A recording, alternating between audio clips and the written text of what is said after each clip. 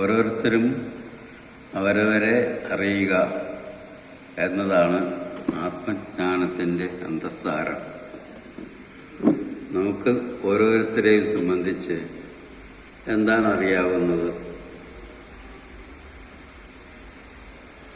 ഞാനിവിടെ ഉണ്ട് എന്നാദ്യം പറയാം.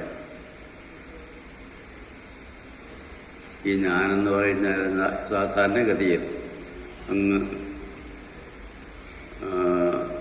താത്വികമായ പഠനങ്ങളൊന്നും നടത്താത്ത ഒരാളിനെ സംബന്ധിച്ചിടത്തോളം ഞാനെന്ന് പറഞ്ഞാൽ എന്താ?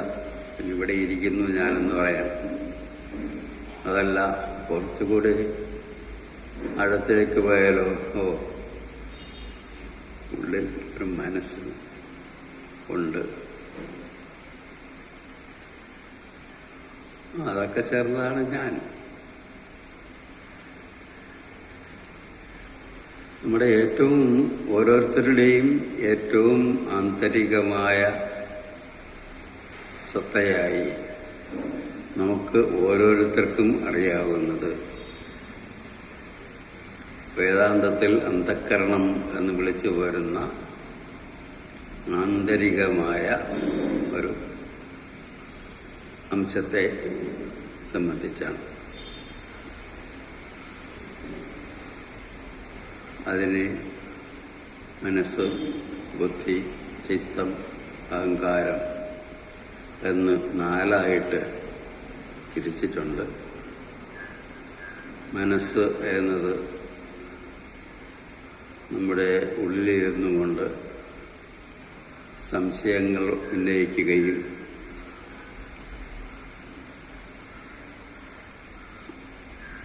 സങ്കല്പങ്ങൾ നടത്തുകയും ഒക്കെ ചെയ്യുന്നതായ ഒരംശം. പിന്നെ ബുദ്ധി, അതിനെപ്പറ്റിയുള്ള ചിന്ത നടത്തുന്നതായ ഒരംശം.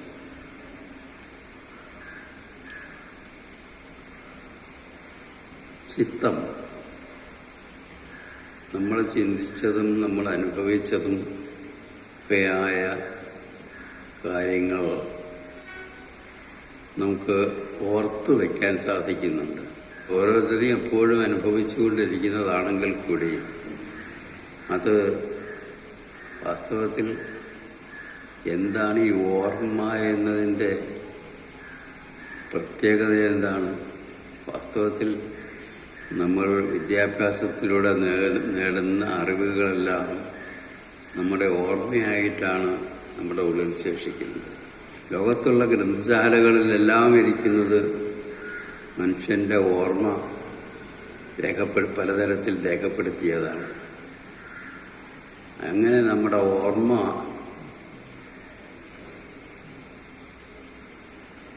എങ്ങനെ നമ്മളുണ്ടാകുന്നു, ആ ഒരംശത്തെ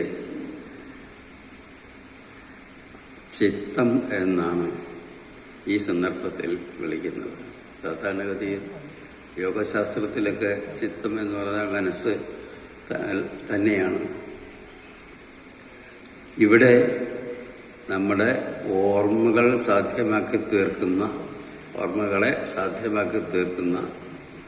ഏതൊരംശമാണോ നമ്മുടെ ആന്തരിക സത്തയിലുള്ളത്, അതിനെയാണ് ചിത്തം എന്ന് വിളിക്കുന്നത്. പിന്നീടോ മൂന്നാമത് അഹങ്കാരം. ഞാൻ എന്ന ഭാവം, അഥവാബോധം. അഹങ്കാരം, മമകാരം. അഹങ്കാരം എന്ന് വെച്ചാൽ ഞാനെന്നുള്ള ഭാവം. മമകാരം എന്ന് പറഞ്ഞാൽ ഇതെൻ്റേത് എന്ന ഭാവം. ഇത് മനുഷ്യനെപ്പോഴും ഉള്ളതാണ്. ആ അഹങ്കാരത്തിനോട് ചേർത്ത് വെച്ചാണ് നമ്മുടെ പ്രിയാപ്രിയങ്ങളൊക്കെ ജീവിതത്തിൽ ഉണ്ടാകുന്നത്. ഇങ്ങനെ ഈ 4 അംശങ്ങളെ ചേർത്ത് അന്ധഃകരണം എന്ന് വിളിക്കുന്നു. ഈ അന്ധഃകരണമാണ് വാസ്തവത്തിൽ നമുക്ക് നമ്മളെപ്പറ്റി അറിയാവുന്നതിൽ ഏറ്റവും സൂക്ഷ്മമായിട്ടുള്ള വശം. പിന്നീട് എടുത്താലോ പിന്നെ ഇങ്ങോട്ട് അല്പം കൂടെ വെളിയിലേക്ക് വന്നാൽ ഇന്ദ്രിയങ്ങളായി, നമ്മുടെ പഞ്ചേന്ദ്രിയങ്ങളായി. കണ്ണ്, മൂക്ക്, നാക്ക്, തൊക്ക് ഇങ്ങനെയൊക്കെയുള്ള പഞ്ചേന്ദ്രിയങ്ങൾ. അതും കഴിഞ്ഞ് അല്പം കൂടി വെളിയിലേക്ക് വന്നാലോ, അപ്പോൾ പിന്നെ ഈ കസേരയിൽ കയറിയിരിക്കുന്ന ഈ ശരീരം, അതാണ് ഞാൻ. ഇതേതാണ് ഞാനെന്നുള്ളപ്പോൾ എനിക്ക് തീർച്ച വരുത്തണം കേട്ടോ. ഈ അകത്തിരിക്കുന്ന അന്ധക്കരണമാണോ, കുറച്ചുകൂടെ വെളിയിലേക്ക് വന്നാൽ ഉള്ള ഇന്ദ്രിയങ്ങളാണോ, അതുമല്ല ഈ ശരീരം തന്നെയാണോ? അപ്പോൾ ഈ ശരീരത്തിൻ്റെ സ്ഥിതി എന്താ? പോയി കസേരയിൽ കയറി ഇരിക്കുന്നു, അതോ അതങ്ങ് വളർന്നു പോയിട്ടുണ്ടോ?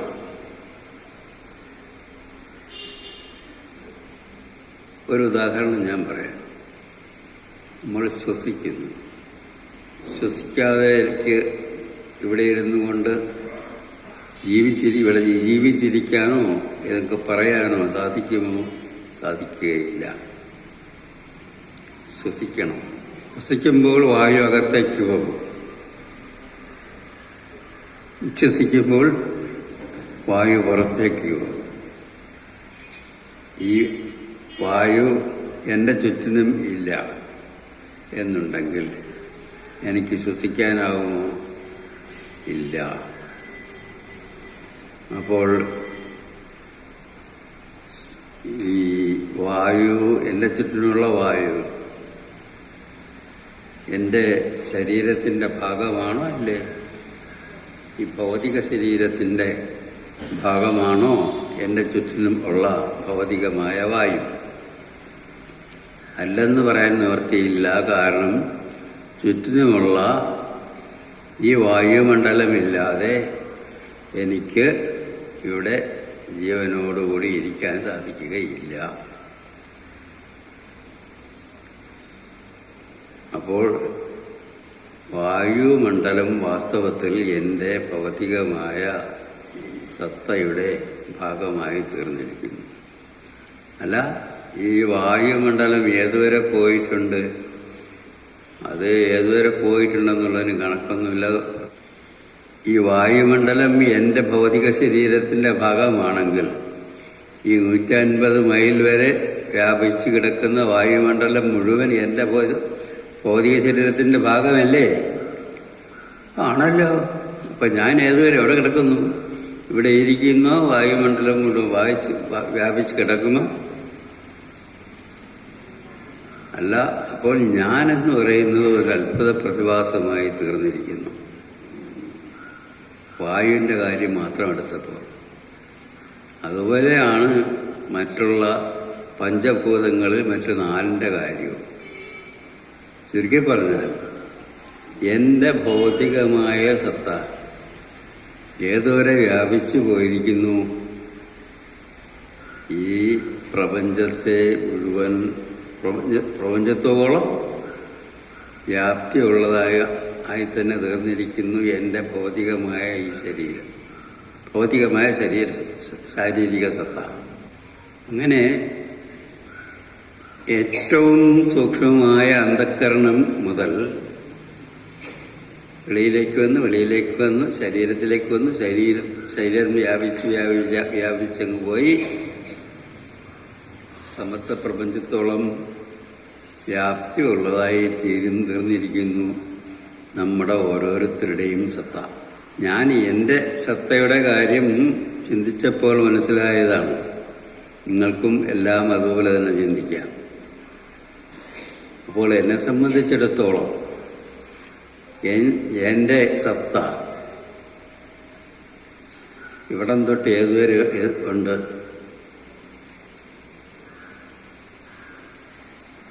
പറയാൻ നിവൃത്തിയില്ല.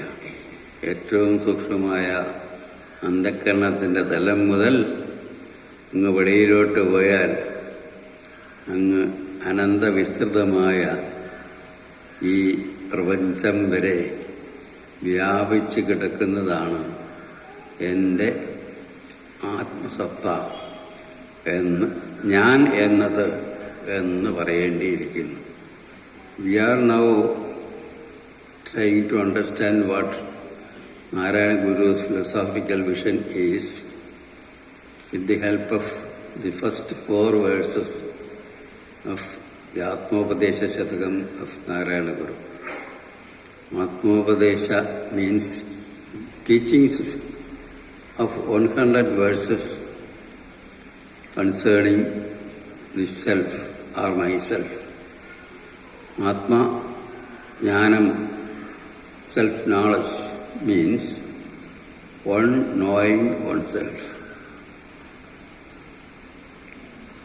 Let us try to understand the being of ourselves. I am here as an individual living being. Suppose I am a person without any deep understanding of myself. Then what I see, what do I see in my being? The subtlest aspect of my being can be considered as Antakarana. Antakaranas are 4: Manasa, Buddhi, Chittam and Ahankara.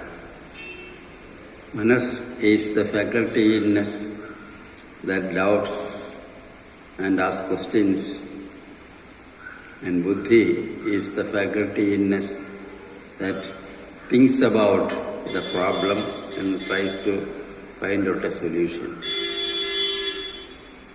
And then comes Chitta. Whatever we have tried to understand, whatever I have come to, whatever conclusion I have come to, all this is remembered by me. Sometimes I put it in record. Sometimes I get it printed. All the libraries in all the worlds are different recordings of different memories of different people. So this memorizing faculty in us, in this present context, is called Chitta. In the Yoga Shastra, Chitta is equated to Manas, but here it is not Yoga Shastra. Then comes Ahankara. Ahankara means I sense. I, the person who knows. I, the person who enjoys the benefit of this knowledge.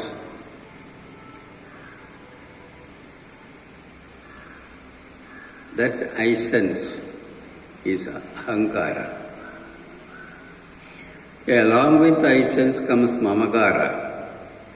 Mamakara means the sense that something is mine. So all these are the subtlest aspects of our inner being. And then come at one step outward, then we see our sense organs in our being. They are neither inside nor outside. It is something in between these two. And then comes my own physical body.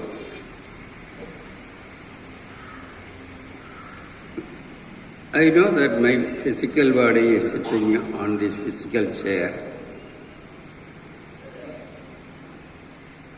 But does actually this physical body of mine exist? Take the case of the air that I breathe. When it goes inside, when it is breathed, it is inside. When it is exhaled, it is outside. Without air existing around me, my being, this physical body of mine cannot exist even a moment. Then my question is, oh, is this physical air around my being, is it part of my own being or not? It should be part of my being because this physical body of mine cannot exist even a moment without the air existing around me. And that body, where does it end? The area in which the air exists. It exists in the entire atmosphere, which is supposed to be 150 miles around the earth. That means the entire area of the atmosphere is part of my own physical being. And what about the space beyond that? It is Akasha. That also is another aspect of my physical being, because it is already admitted that this physical body has 5 elements in it: Akasha, Vayu, fire, water, earth. So if you take the case of air, we can see that my own physical being extends to the extent where air exists in the atmosphere, or even beyond that. So where can I clearly mark the outer limit of my physical being? Oh, that I cannot do. It is very, very indefinite, and it is sometimes is felt to be beyond any limitation. Oh, that means my own physical being extends. I was thinking of only the air part of my being. Then if you think of the other elements in my being, you can see that, oh, my own physical body exists everywhere. So all these are to be taken as from the most subtle antakarana to the most indistinct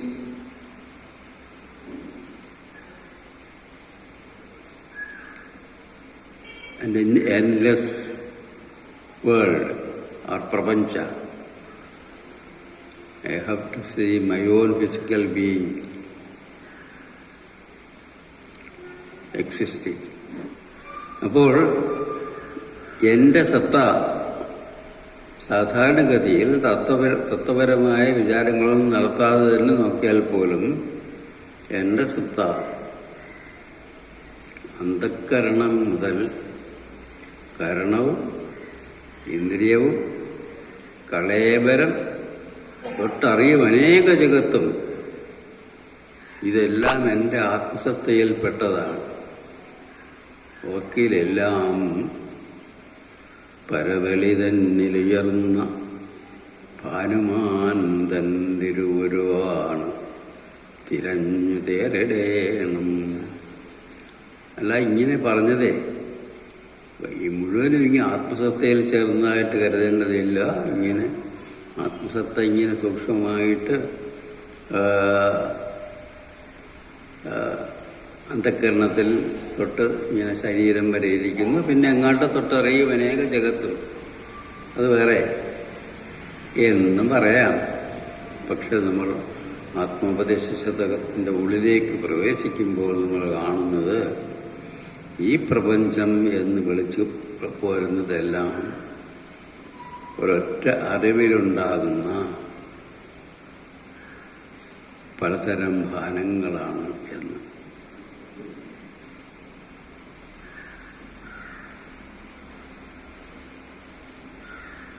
51-ാമത്തെ ശ്ലോകത്തിൽ പറയുന്നില്ലേ,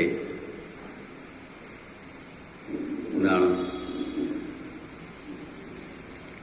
അറിവിലിരുന്നൊരഹന്ത ആദ്യമുണ്ടായി വരും, ഇതിനോട് ദിദന്തവാമയായും വരും.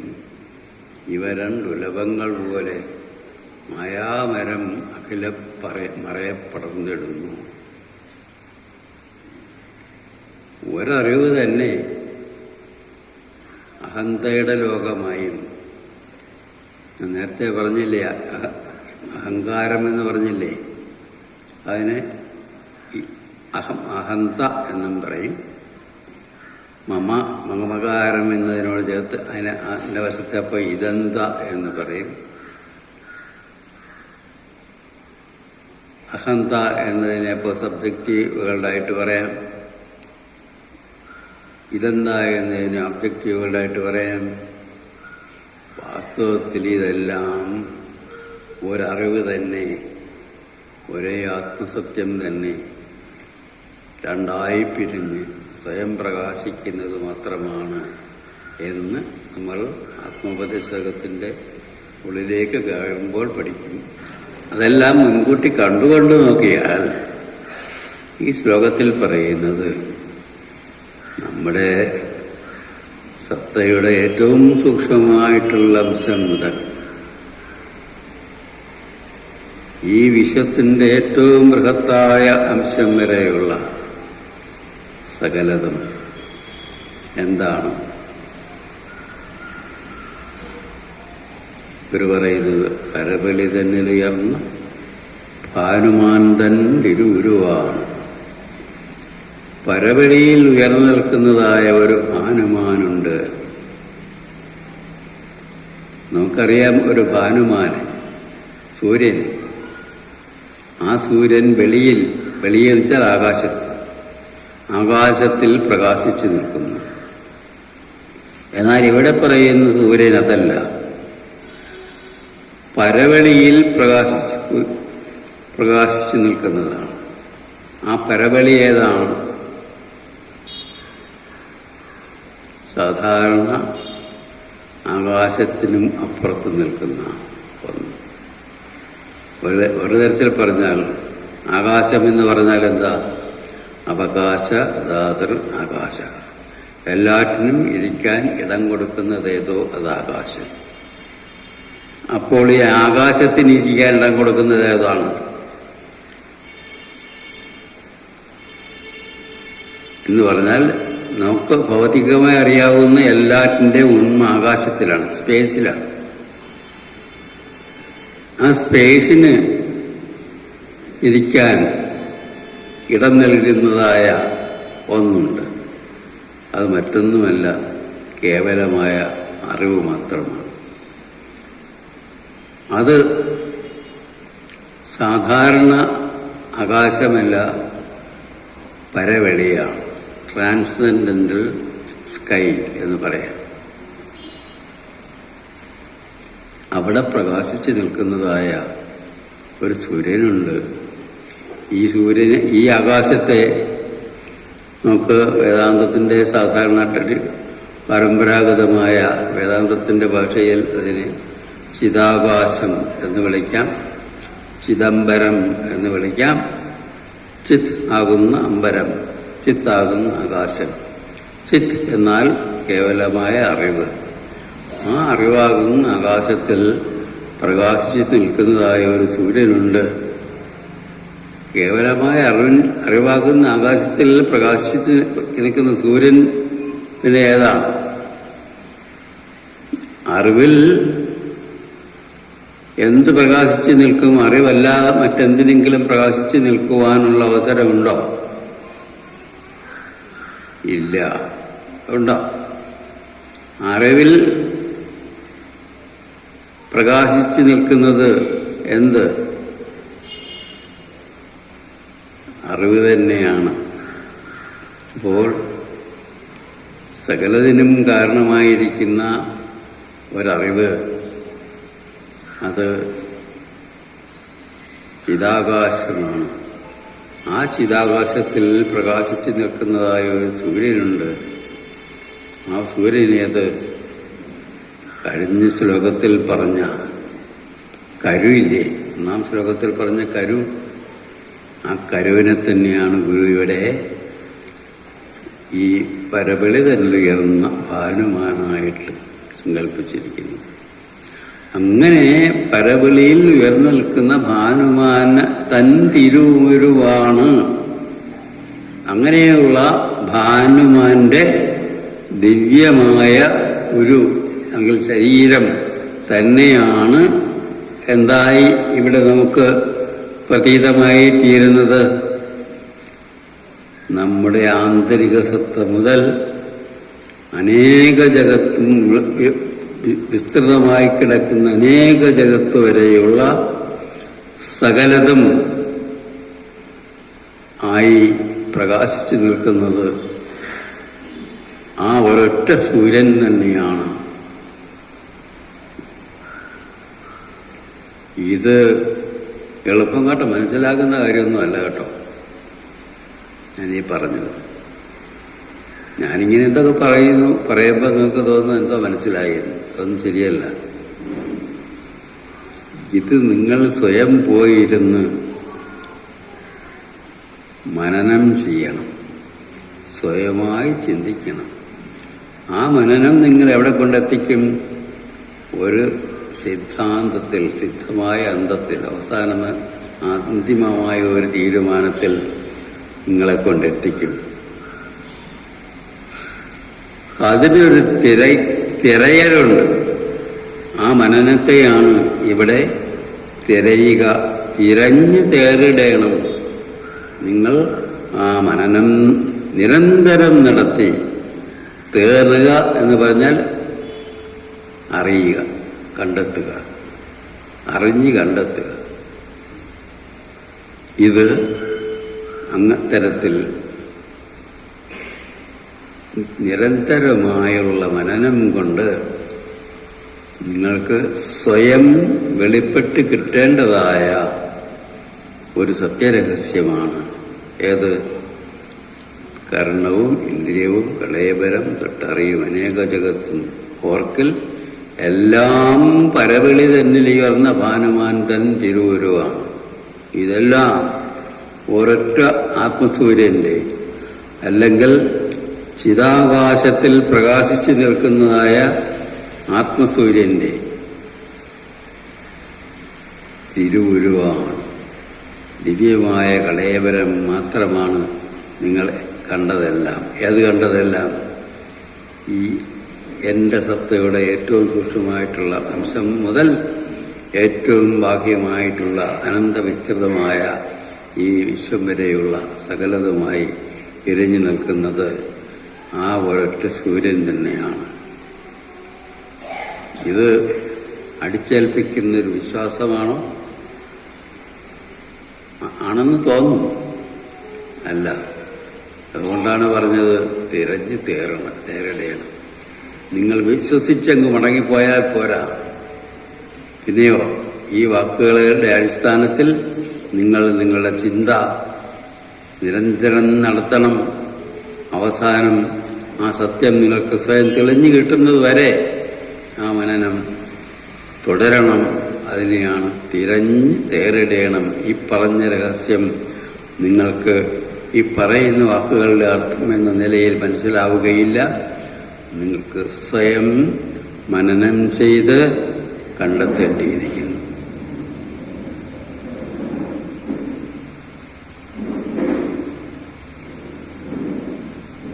We have already seen the extent beginning from the inner faculties of our being and extending up to the boundless universe. All these, what is all these? Narayana Guru there says, all these are nothing but the divine forms of one and the same transcendental sun that shines. The sun form of the sun that shines in the transcendental sky. What is that transcendental sky? It is nothing but one pure consciousness. The sky of consciousness. What is sky or space? Akasha. It is defined as Avakasha, Dhatur, Akasha. Akasha is that which gives room for everything. That means everything physical to exist. That means it is in this space that everything physical exists. And now the question is, where does this physical space exist? It can exist only in our imagination, in our thinking, or its existence is ultimately in the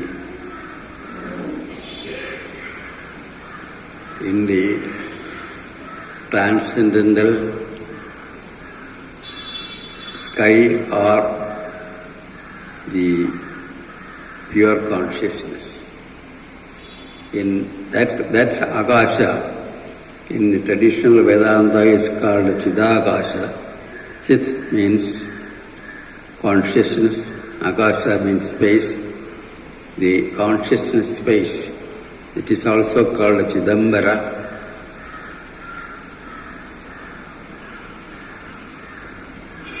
The concept of Chidambara Nataraja comes very close to this.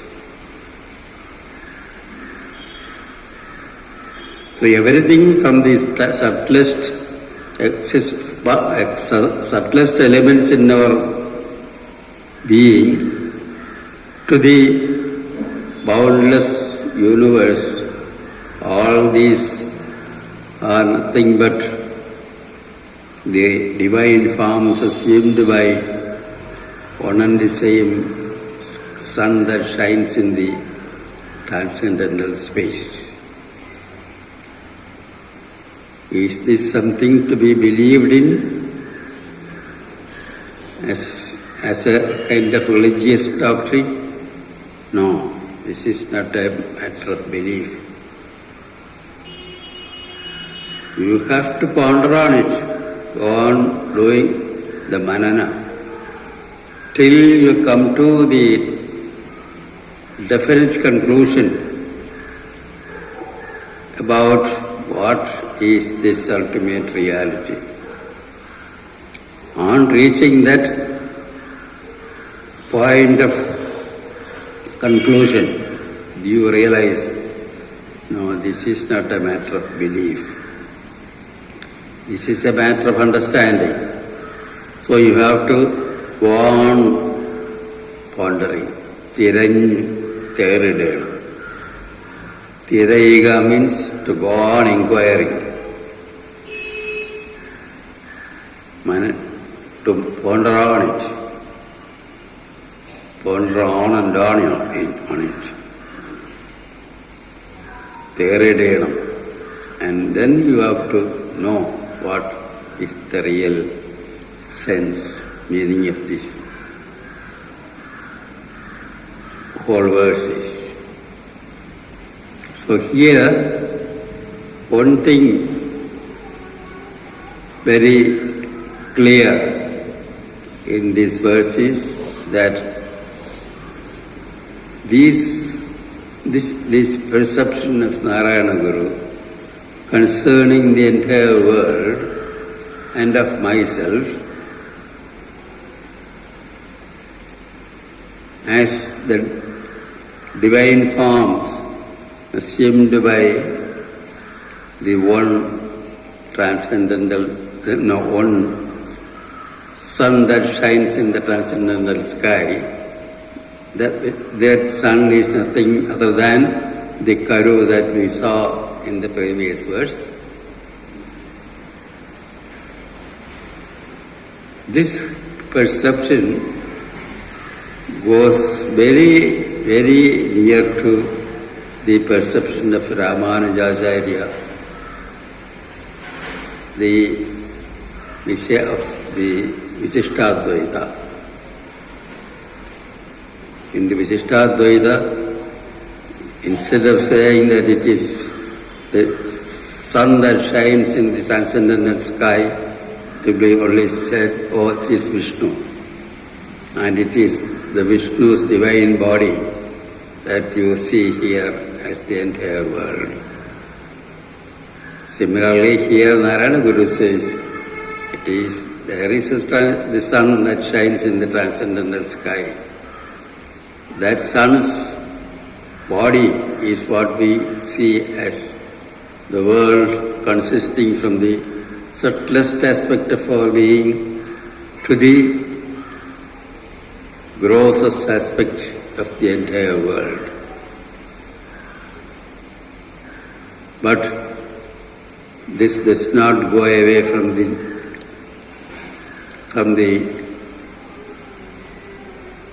non-dualism that Narayana Guru stands for, Advaita that Narayana Guru stands for. അത് ഈ ഭാഗം ഞാൻ മലയാളത്തിൽ പറഞ്ഞില്ല. ഈ ശ്ലോകം രണ്ടാമത്തെ ശ്ലോകത്തിലൂടെ നമ്മൾ കടന്നു പോകുമ്പോൾ നമുക്ക് തോന്നും, അല്ല ഇത് വിശിഷ്ടാദ്വൈതം രാമാനുജാചാര്യർ അവതരിപ്പിച്ച വിശിഷ്ടാദ്വൈതത്തിൽ പറയുന്നത് അതേ സിദ്ധാന്തം പോലെ ഇരിക്കുന്നല്ലോ. ശരിയാണ്. എന്താണ്? രാമാനുജാചാര്യർ പറയും, ഇവിടെ പരവലി തന്നെ ഉയർന്ന ഭാനുമാനെന്നൊന്നും പറയില്ല. അതിന് പകരം പറയും വൈകുണ്ഠത്തിലിരിക്കുന്ന വിഷ്ണു എന്ന് പറയും. ഈ വിഷ്ണുവിൻ്റെ ദിവ്യമായ കളയബലമാണ്, മംഗലകളയബലമാണ് ഈ വിശ്വം മുഴുവൻ എന്ന്. ആ വിഷ്ണുവും ഈ വിശ്വവും തമ്മിൽ ഉള്ള ഒരു അദ്വൈതതയുണ്ട്. അതാണ് വിശിഷ്ടാദ്വൈതത. വിശേഷേണ വിശിഷ്ടം അദ്വൈതം, വിശിഷ്ടാദ്വൈതം. എന്നാലും അദ്വൈത ദർശനത്തിൻ്റെ സൂക്ഷ്മതലത്തിൽ നിന്നും നാരായണ ഗുരുവോട്ട് മാറുന്നും ഇല്ല. അതിൻ്റെ സ്വഭാവം എന്ത്, എങ്ങനെയാണ് ദിവ്യമായ കളയബലം എന്ന് പറയുന്നതിനെ കാണേണ്ടത്, അത് അദ്വൈതത്തിനോട് ചേർത്ത് വച്ച് അത് നമുക്ക് അടുത്ത ശ്ലോകം പരിശോധിക്കുമ്പോൾ കൂടുതൽ വ്യക്തമാകും. ഞാൻ ഇപ്പോൾ അതിലേക്ക് പോകുന്നില്ല. സമയം ആയിരിക്കുന്നു. ഇപ്പോൾ തന്നെ 5 മിനിറ്റോളം കടന്നുപോയി.